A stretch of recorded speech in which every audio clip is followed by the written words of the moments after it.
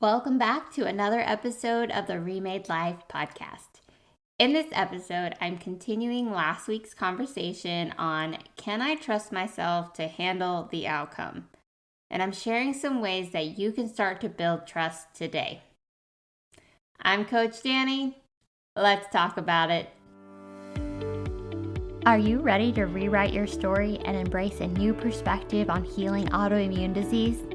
Hey, I'm Daniela Spear, and I'm fascinated by exploring the human body, movement, and how emotions help to create our life's journey. After a transforming experience helped me to heal over 15 years of autoimmune symptoms, I decided to share what it looks like to have a second chance at a more compassionate relationship with my body. In this podcast, I will guide you in building lasting wellness by tapping into your body's innate wisdom, understanding the emotional roots of autoimmune disease, and how to use strength training not just for working out, but as a tool to heal from within. So get ready to revive your most inner joys, rebuild your health, and reclaim your life. This is the Remade Life podcast. Hello. So, wanted to continue the conversation from last week's episode. In that episode, I talked about a question that I got in my DMs. Someone asked me, how do I know if I'm ready to heal? And my response to them was, a better question is, do you trust yourself to handle the outcome? And by outcome, I mean whatever comes your way once you decide to start your healing journey. But this question can be applied to any journey, and maybe you're not necessarily healing autoimmune disease, but you're wanting to create some positive changes in your life. But I'm assuming most of you have some connection to autoimmune disease because that's what this whole podcast is about.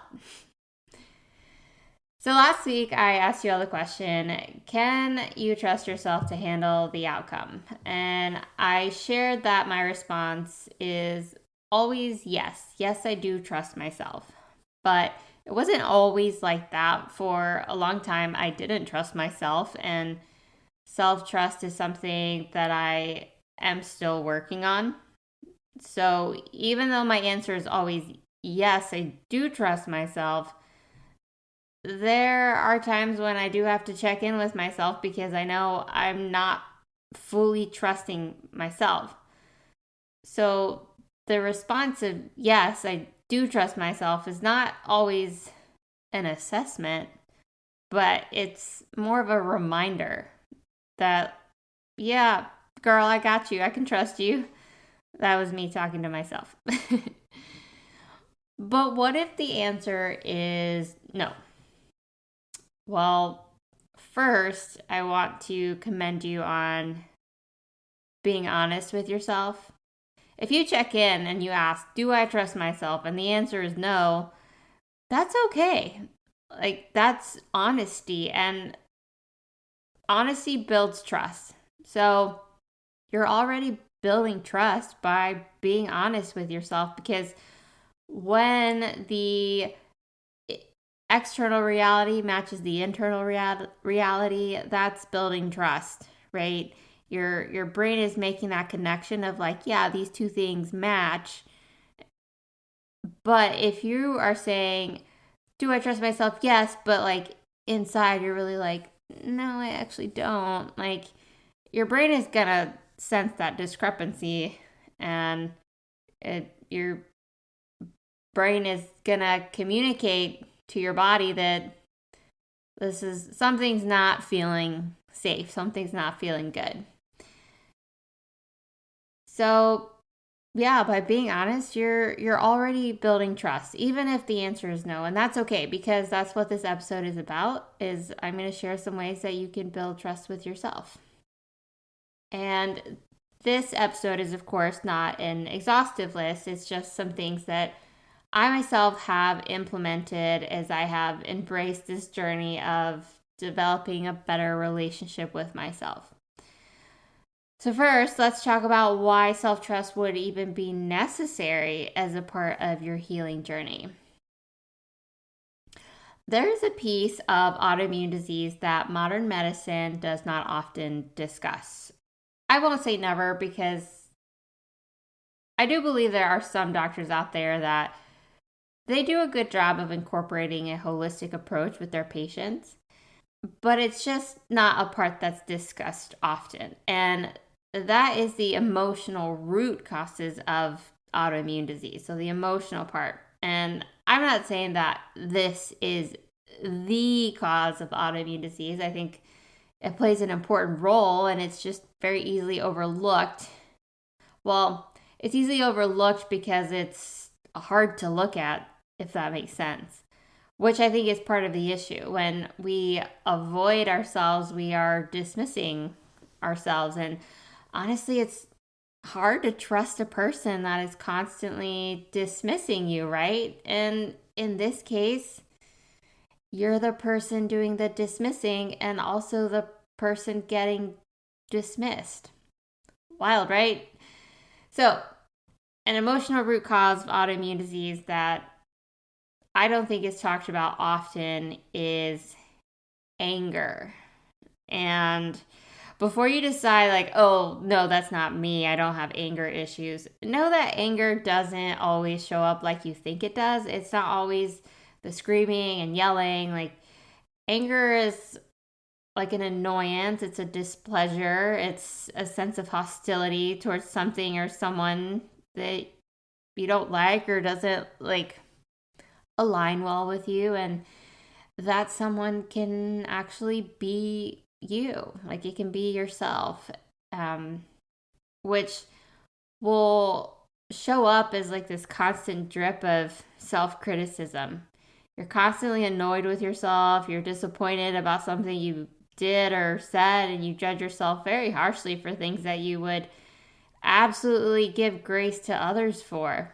You spend a lot of time ruminating on conversations or things you wish you would have said. You spend a lot of time replaying conversations or scenarios in your head because you're unhappy about the way it turned out.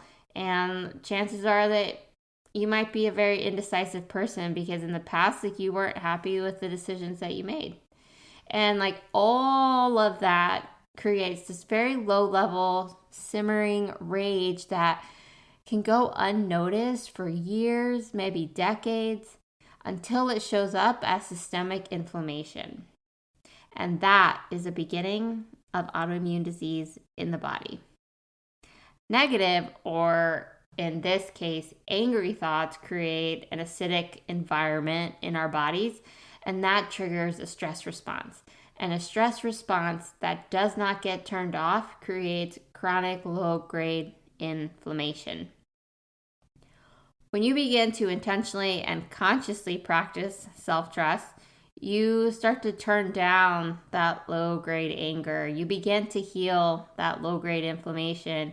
You begin to heal your body.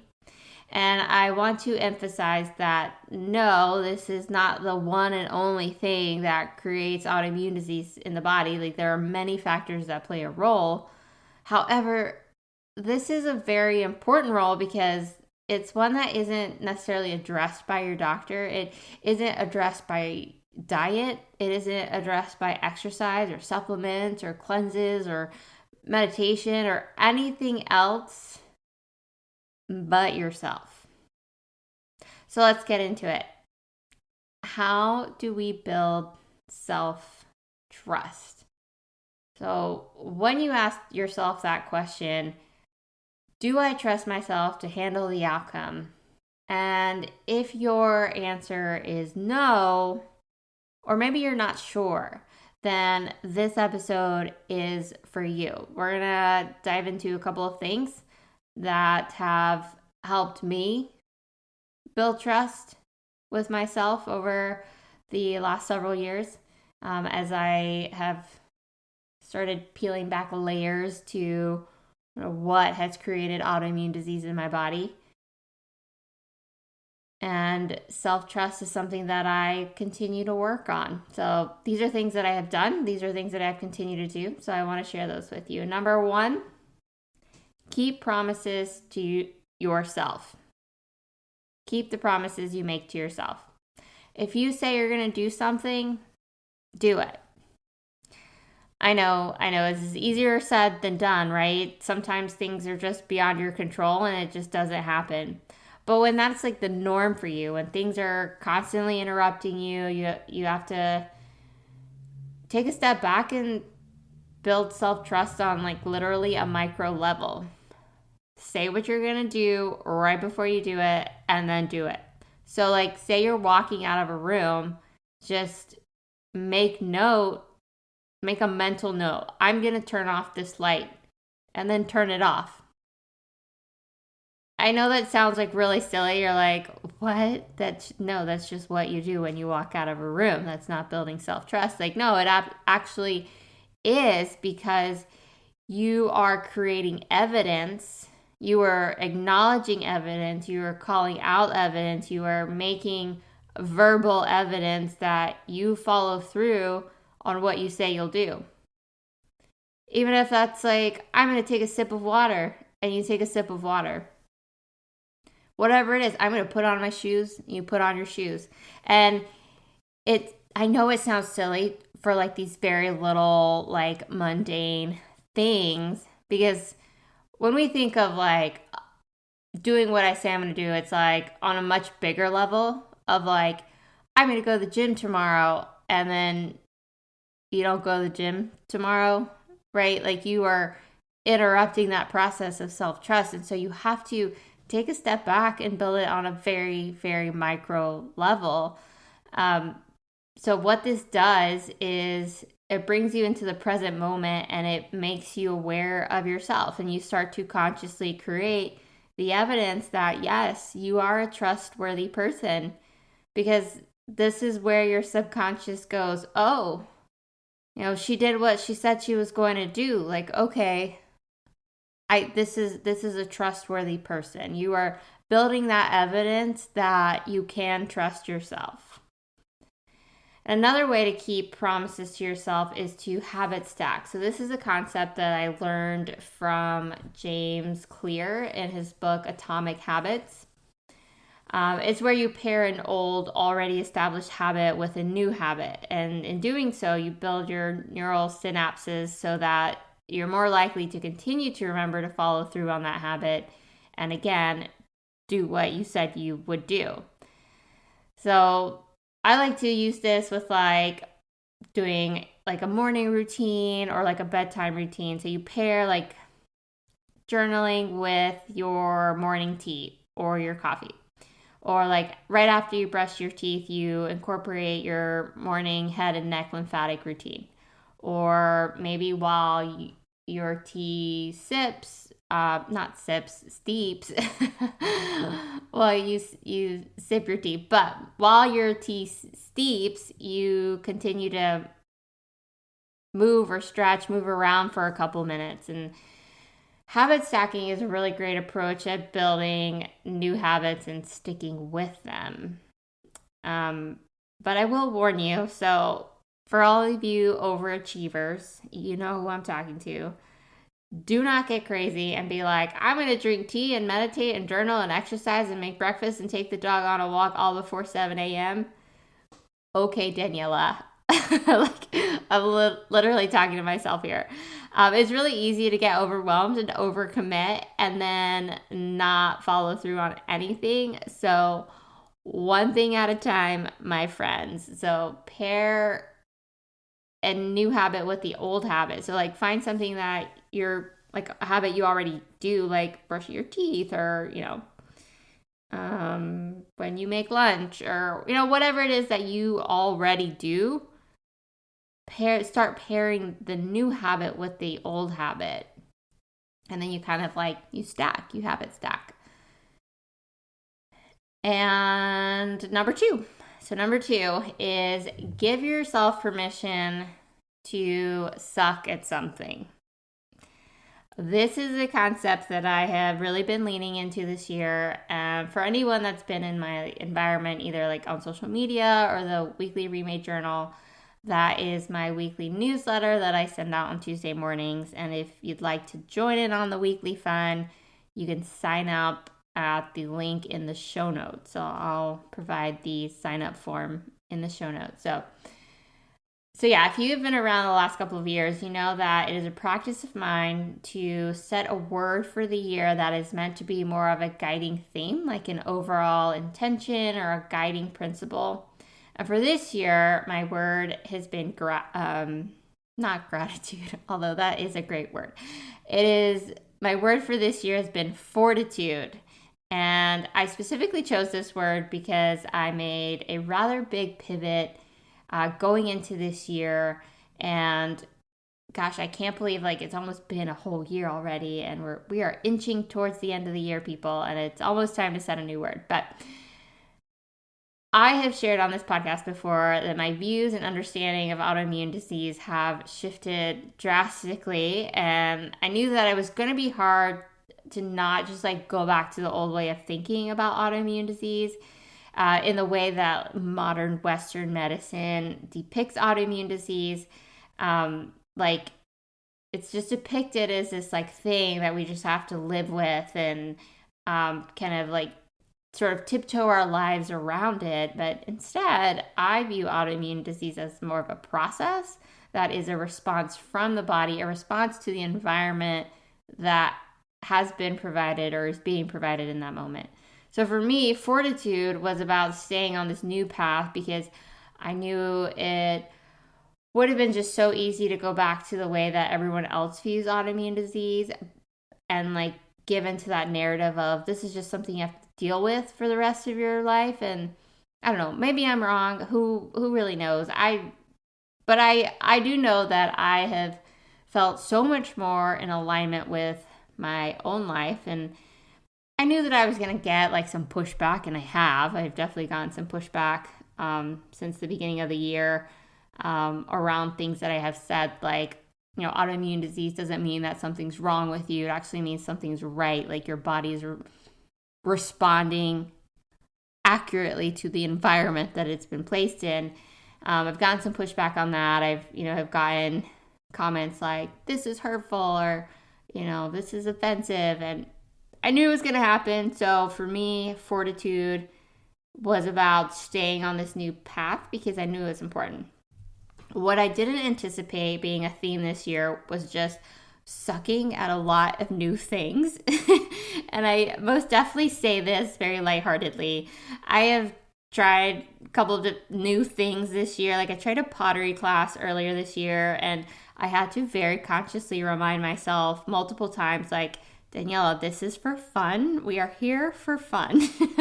Because my perfectionist tendencies want to kick in and say, I have to do this right the first time. But it was really eye-opening to me to let myself just experience something just for the fun and not for a purpose. And I remember that our teacher often said that when you let yourself have fun and when you give yourself that permission to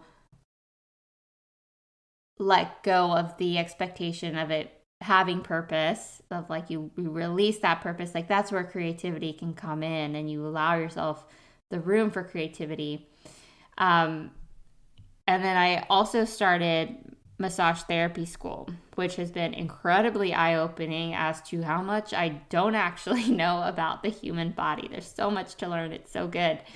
And then I also started this podcast. And like, let me tell you, like none of this has been easy.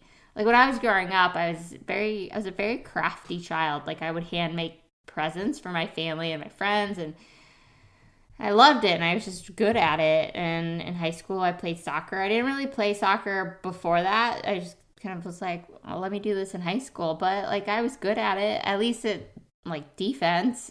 And I feel like at some point in my adult life, I sort of just stopped being naturally good at things. Or maybe it's just because I'm doing different things. I don't know. Has that happened to anyone else? Like, do you just, like one day you just wake up and you're not good at things anymore? Is there like a manual for like when you reach like your 30s that you have to make peace with being terrible at things? I say that jokingly, of course. Like, so I have had to many times this year, like remind myself to let myself just suck at something, because I have found myself like getting so frustrated about not being immediately good at things. And the only way for me and for you to get from like where I am now to being good at something is to give myself that permission to just suck at something for a bit until I figure things out, until I experience enough things to make assessments or to feel how things could be better. And I am still very confident in my brain's ability to create those neural synapses and make new pathways, make new connections. And I think it just, I don't know, maybe it takes a little bit longer when you're not in your 20s anymore. But if I can keep showing up, even if I suck at something and I can stick to something long enough for me to start feeling good about it, that is where I build the self-trust. I create the evidence that, yeah, I can be accountable to start something new and follow through with it. Think about it. How often have we started something and we're like, I'm not good at this, and you just sort of give up, right? You don't stick with something long enough to let yourself become good at it. So you have to go through that space of letting yourself suck at something, like not be great at it, and be okay with that. So whether you're learning to hold space for your emotions or you're leaning into a new career or a hobby, like give yourself that permission to just suck at something for a little while until you figure it out. And you will figure it out. You will get better. Just stay with it. Okay, number 3, be kind to yourself. So remember the anger we spoke about earlier? This is where it's going to be important for you to make friends with your anger or whatever dominant emotion it is for you. So for me, I believe a lot of people with systemic inflammation, I believe that they have like an underlying low grade level of anger. I think some people's, including myself, like their nervous system is just attuned to respond with anger. And remember, it doesn't have to be the anger we think of when we think of anger, like the yelling or throwing a fit or having, rage. Like anger can show up as self-criticism, judgment of yourself and others, or holding back words or expressions, or creating tension in the body. But it can also be passion and enthusiasm. Like anger doesn't have to be bad. And look, I'm not here to knock anyone about having anger. We all experience anger. Just some of us experience it more than others. And also, just because your nervous system may be attuned to anger, maybe more attuned to anger because of whatever your life experiences you have had, that doesn't mean that you have to stay there or that's how it's going to be for the rest of your life. I haven't quite figured out the secret formula for completely transforming my anger, but over the last year, I've actually tried to make friends with it. And I know that can sound a little weird, but it's actually been really helpful for me in understanding why I experience anger. So last year, when I realized I was living from a sick person identity, I have spoken about sick Daniela before on the podcast. It's like in the first couple of episodes where I shared my story of how I, transformed my autoimmune narrative. I shared about sick Daniela and how I reached a point of needing to let her go. And once I did, a lot of the repressed emotions that I had came up for me. And okay, this is actually going to be very vulnerable for me to share, but I think it's important. So when all these emotions came up, it was as if angry Daniela had just been waiting for me to finally acknowledge her. I sort of imagined her, which is me, kind of sitting in the corner of the room, just chilling, in flames, and being like, "Oh, is it my turn now?" And I I don't love calling her Angry Daniela because, like, at this point, like, some of you may be, like, thinking I have, like, multiple personalities or something, like, sick Daniela, angry Daniela. There is, like, a fun Daniela, I promise. But these are just parts of me that have either had a dominant presence or have been neglected.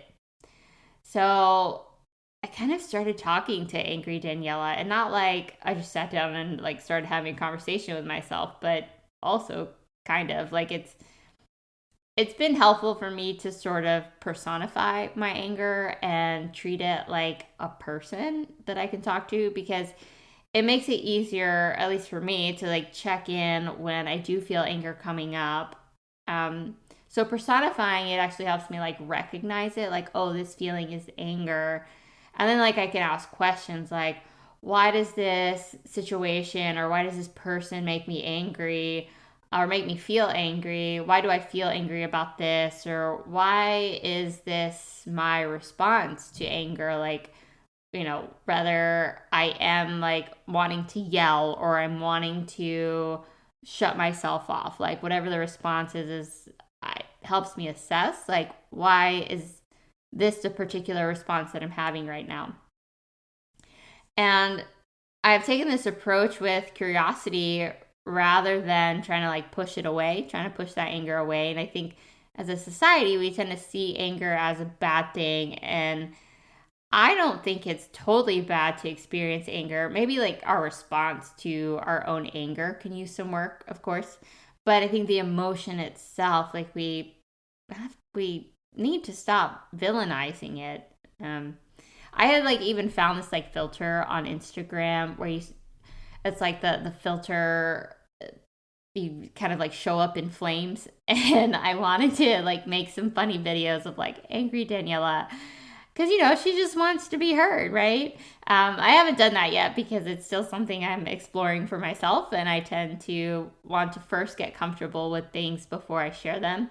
But even sharing this like is a big deal for me. I don't know. Does anyone else feel like their anger has been villainized, but you feel like maybe there's a better way to approach anger? Let me know your experience. I'd love to hear from you. But my goal in sharing this is to say that when you start making friends with the parts of yourself that have been hidden or you have tried to hide or suppress because you thought it was bad or someone told you it was bad, when you start to explore those parts of you, you start to heal the tension that comes from hiding it or suppressing it. And when you start to release that pressure on yourself, on your brain, on your nervous system, you begin to feel safe within your own space. Like your nervous system starts to let go a bit, and like that is an actual embodiment of self-trust. So as you begin to explore self-trust, be kind to yourself. Check in with yourself about where you are maybe being very self-critical or judgmental, or you have a lot of negative things to say about yourself, and get curious about that. Start to explore and befriend those parts of you that you have judged in the past. Maybe there's something there wanting to be seen or cared for or loved. And I had a conversation actually today with a client of mine, and she was asking me, what is something that I can do when I feel triggered, right? When just an emotion comes up, something triggers an emotion. And I said, well, first, let's acknowledge that this is good. Like, oh, an emotion is coming up, like, good. And I say that because so often when emotions come up, emotions that maybe we don't like or we have associated as bad, we want to push those away. But when emotions come up, that is our body communicating with us. That is our body feeling safe enough to tell us something. So one, when an emotion comes up, like, let's acknowledge that, like, that is good. And then two, take a moment to sit with that emotion. Like, learn to interact with the emotion, learn to just be with the emotion. And maybe you can take a moment to identify the emotion first. So you identify it. And two, like start to describe it. Like, what does it feel like? Where in your body is it located? Is it in your head? Is it in your throat? Maybe your chest? Maybe in your hips? Like, is it in your left ankle? I don't know. Where in your body are you feeling this emotion coming up? And then what does it feel like? Does it feel like a brick? Does it feel like very, like a lot of pressure? Does it feel like a balloon that's getting bigger? Does it feel like waves? Like, what does it feel like? Because when you start to acknowledge those emotions and you start to get familiar with them, then you're not scared of them, of like, what do I do? This emotion's coming up, or like, oh my gosh, I'm triggered. Now I don't, like, my whole day's ruined. Like, no. When you can recognize an emotion and you acknowledge it, that's when you hold that control. And that is, again, that embodiment of self-trust.